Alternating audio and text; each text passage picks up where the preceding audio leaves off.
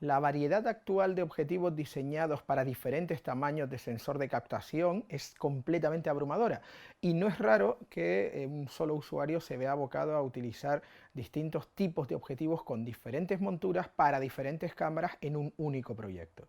Con independencia completamente de la hipotética versatilidad que la conjunción de todos estos elementos nos proporciona, lo cierto es que sumarlos todos ellos en el mismo proyecto, como hemos dicho, normalmente va en contra de la unidad narrativa. La unidad narrativa es un concepto con el que deberíamos tener un cuidado exquisito si de verdad queremos que el espectador quede atrapado por la historia que le vamos a contar. De lo contrario, se va completamente fuera de la narración. Es verdad que a día de hoy la media de la población mundial ha tenido acceso a una cultura visual mucho más heterogénea, fragmentada y también más sofisticada que generaciones anteriores.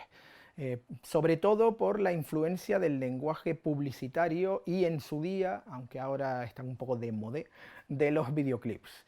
De modo que reglas básicas originalmente importantes, como por ejemplo las reglas del eje y demás, pues a día de hoy se saltan sin ningún problema, porque el espectador es lo suficientemente avesado y está lo suficientemente acostumbrado a estas transgresiones como para que realmente no se pierda y sabe perfectamente dónde situarse. La sofisticación visual ha ido aumentando en cada generación.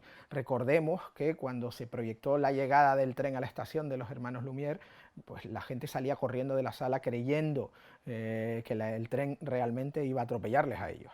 O sea que evidentemente ha habido una sofisticación progresiva. Esto está muy bien siempre y cuando tengamos presente que la transgresión es válida única y exclusivamente cuando conocemos las reglas que estamos transgrediendo y el por qué lo estamos haciendo. Está muy bien el tema de decir la única regla es que no hay reglas, pero hay que conocer qué reglas violamos.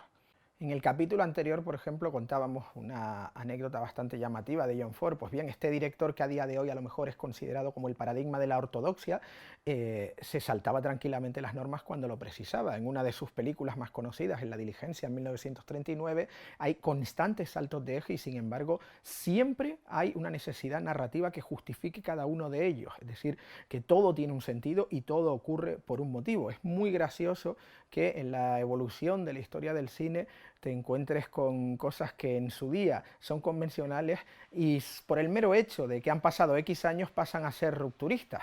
Pongamos un ejemplo del mismo director, y llevan tres.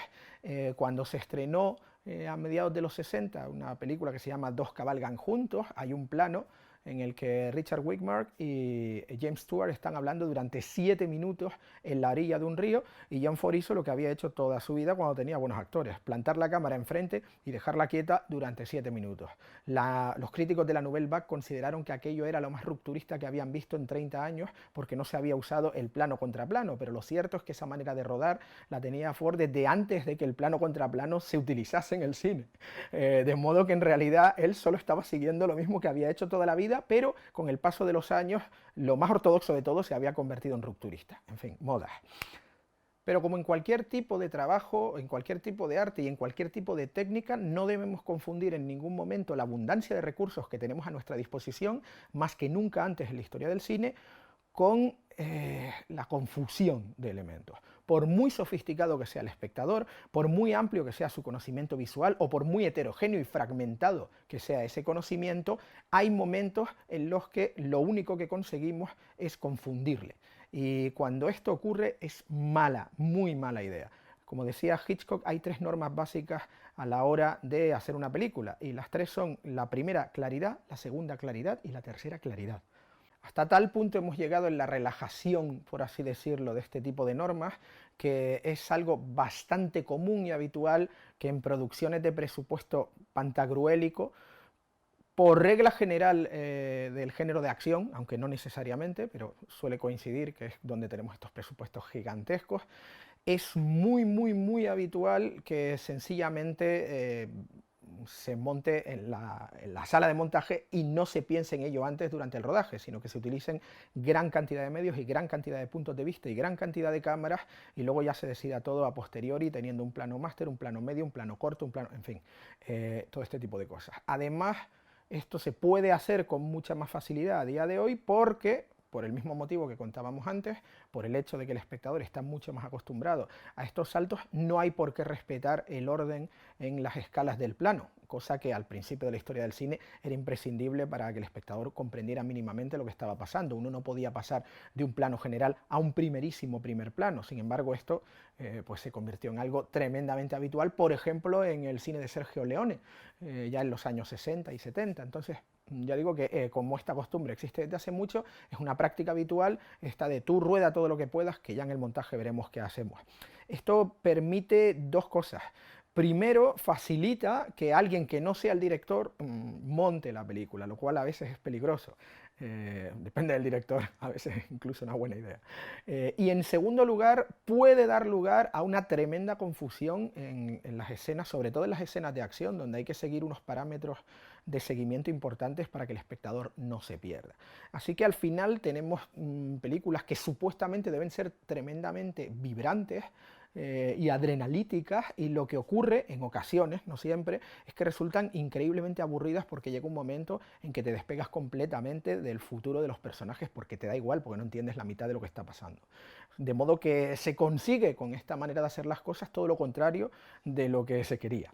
No existe nada malo en rodar de esta manera y en montar de esta manera, que quede claro que esta manera de hacer las cosas es perfectamente legítima e igual de válida que cualquier otra. Sin embargo, algunos preferimos pues una aproximación como la que tenía Ernst Lubitsch, que siempre decía que no era capaz de entender qué hacía una cámara detrás de una chimenea a no ser que fuera el punto de vista de Papá Noel. Las dos razones principales por las cuales puede ser más práctico rodar teniendo previamente un montaje de las escenas en la cabeza, escogiendo solo un punto de vista e incluso con una sola cámara, son, en primer lugar, razones creativas, mantener el control del proyecto y mantener el control de la narración por parte del director.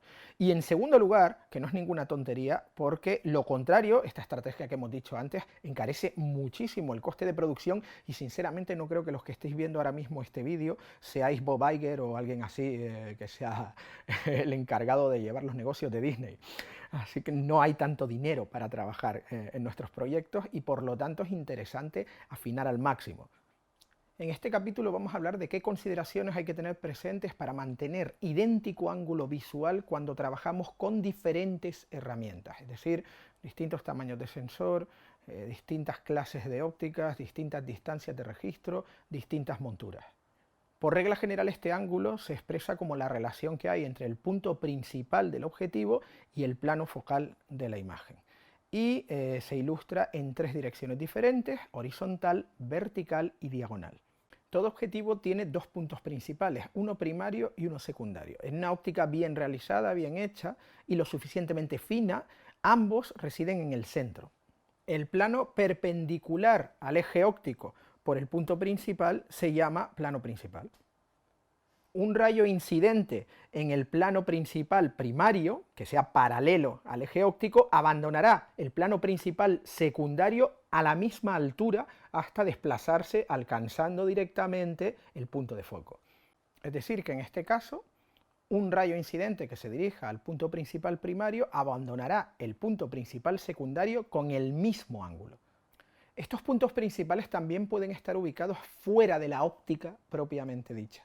A este sistema se le denomina retrofoco y lo inventó en el año 31, como contaremos en un capítulo que pasará más adelante, un ingeniero de Taylor & Hobson, la actual Cooke, que se llamaba Horace Lee. Pues bien, ya digo, el punto principal secundario puede estar detrás de la óptica y esto se suele utilizar y resulta muy útil para hacer ópticas grandes angulares como esta que tengo aquí.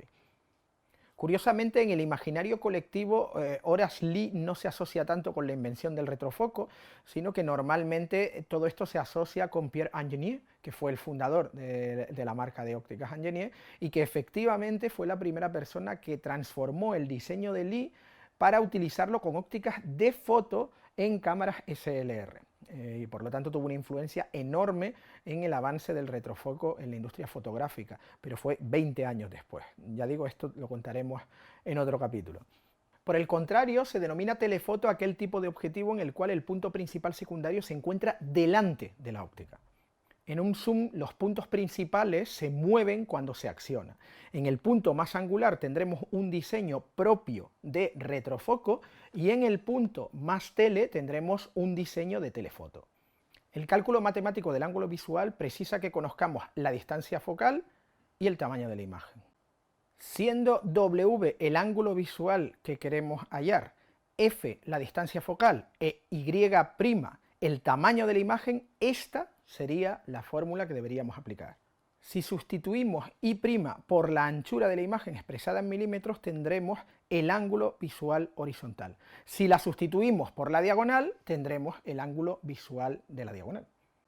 En el siguiente capítulo descubriremos cómo podemos utilizar esta fórmula y sus posibles conmutaciones para saber cómo unificar el mismo ángulo visual utilizando distintos tipos de ópticas, de sensores, de cámaras, etcétera, etcétera.